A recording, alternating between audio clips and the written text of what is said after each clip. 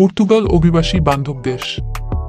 এই বিষয়টি পৃথিবীতে প্রতিষ্ঠিত হয়ে গেছে এবং সেই কথা শোনার সাথে সাথে আমাদের মাথায় যে জিনিসটা আছে, পর্তুগালে গেলে সহজেই রেসিডেন্ট কার্ড পাওয়া যায় এবং ইউরোপে বসবাস করার সুযোগ হয়। শুধুমাত্র থাকার সুযোগ দেওয়াটাই অভিবাসন বান্ধব বলা যায় না। এর জন্য আরও অনেকগুলো গুরুত্বপূর্ণ বিষয় রয়েছে। যখন আপনি যে দেশে বসবাস করবেন, একজন অভিবাসী হিসেবে কাজের ক্ষেত্রে কতটুকু অগ্রাধিকার, স্বাধীনতা পাবেন, স্বাস্থ্যসেবায় আপনার অধিকার, শিক্ষার ক্ষেত্রে, নাগরিকত্ব লাভের ক্ষেত্রে ইত্যাদি বিষয়ে সরকারের নীতিমালা তথা সামাজিক গ্রহণযোগ্যতা এবং আপনার অধিকার প্রতিষ্ঠা পাওয়া গেলে তবেই এই দেশটিকে অভিবাসন বান্ধব বলা চলে। Migrant integration policy index 2020 MIPX তাদের 2020 সালের রিপোর্টে পর্তুগালকে বিশ্বের তৃতীয় অভিবাসন বান্ধব দেশ হিসেবে উপস্থাপন করেছে। মানুষের জীবনযাপনের জন্য অতি গুরুত্বপূর্ণ উপাদান হিসেবে 8টি বাস্তবসম্মত এবং যৌক্তিক প্যারামিটার দ্বারা বিশ্লেষণের মাধ্যমে উপস্থাপন করেছে। MIPX 5টি মহাদেশের সবগুলো দেশের পর্যালোচনার মাধ্যমে 2টি দেশকে সার্থকতার ভিত্তিতে যুক্ত করেছে। শ্রম বাজারের গতিশীলতা, এখানে উক্ত 2টি দেশের ক্ষেত্রে পর্তুগালের অবস্থান 1 নম্বরের, কারণ খুব সহজেই আপনি কাজ শুরু করতে পারবেন এবং চাইলে নিজে ব্যবসা করতে পারবেন। সরকারি দপ্তরের কাজ করতে পারবেন। পেশাগত মান উন্নয়নের জন্য আপনি বিভিন্ন প্রকার প্রশিক্ষণ গ্রহণ করতে পারবেন।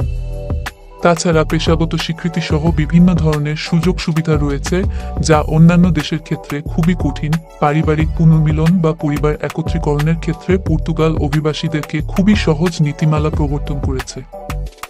অভিবাসীদের পরিবারের সহজেই পর্তুগালে আগমন এবং তাদের থাকার অধিকার স্থানীয় পরিবারের মতোই সকল সুযোগ সুবিধা যা অভিবাসীদের জীবনযাপনের জন্য একটি উচ্চমাত্রার যোগ করেছে। এই সূচকে পর্তুগালের অবস্থান তৃতীয়।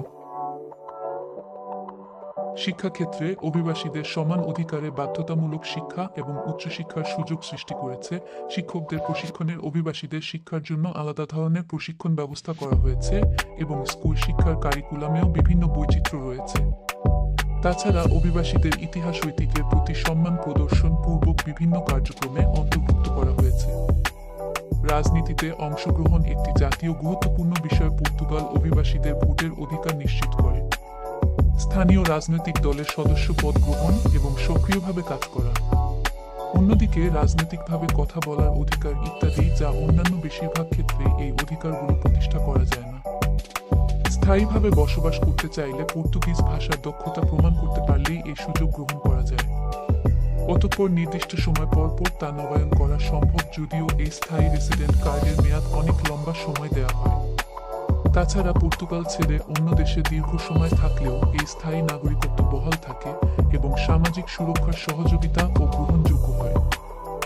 জাতীয়তা গ্রহণের ক্ষেত্রে পর্তুগাল খুবই সহজে গ্রহণযোগ্য একটি নীতিমালা প্রবর্তন করেছে। যে কেউ 5 বছর নিয়মিতভাবে বসবাস করলে পর্তুগিজ জাতীয়তার জন্য আবেদন করতে পারে। খুব কম সময়ে এবং স্বল্প সংখ্যক প্রয়োজনীয় দলিলপত্রাদি সরবরাহ করে বিদেশিরা পর্তুগিজ নাগরিকত্ব লাভ করতে পারেন।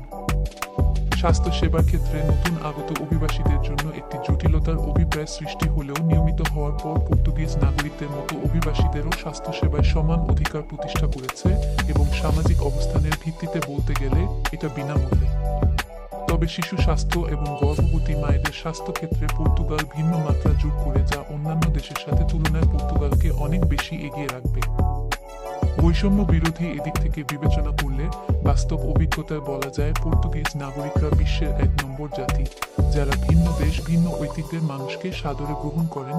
MIPX এর এই সূচকে পর্তুগালের অবস্থান 1 নম্বর।